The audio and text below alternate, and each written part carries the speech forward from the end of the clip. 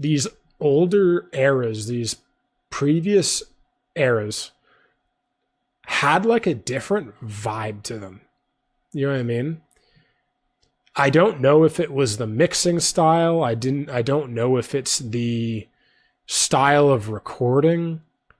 But there's just like this, like, there's like something in the air, like something in the water. You know, people say that like there's something in the water, you know, like, I don't know. Yeah, maybe it was just the mixing style, and I don't know, like, you know, I'm very fascinated by astrology and stuff. So like somebody could probably make an argument that astrologically entire eras are like, you know, for example, in astrology, you have all of the outer planets, which are like Jupiter, Saturn, Uranus, Neptune, and Pluto. Those are like, they call them generational planets.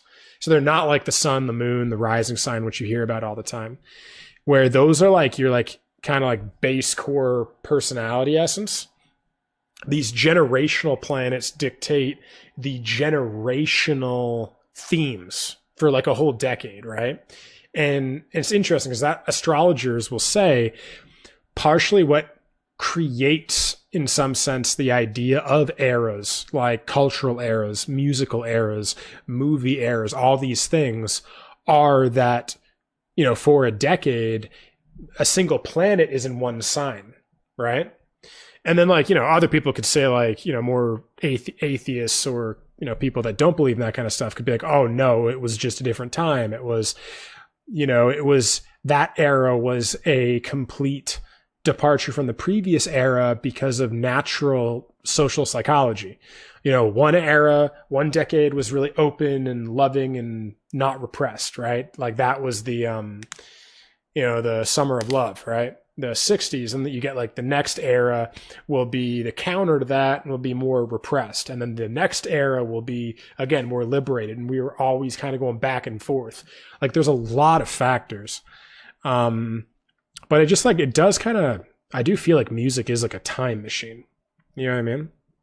And it's like, yeah, you'll listen to these different eras and you'll just like be like, yeah, there's something different about it.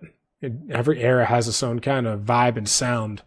And then in another way, every era has their creative leaders that then spearheads the direction of that era, that decade.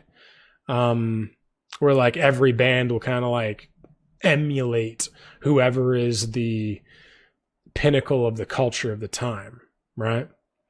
And also, who knows, maybe all these things can be true at the same time. I don't think that astrology and social psychology are at odds with each other. I think they can actually really be kind of saying the same thing through different lenses.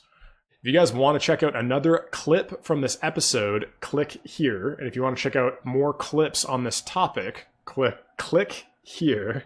And if you want to check out the full episode that this clip is taken from, you can click the link in the description below.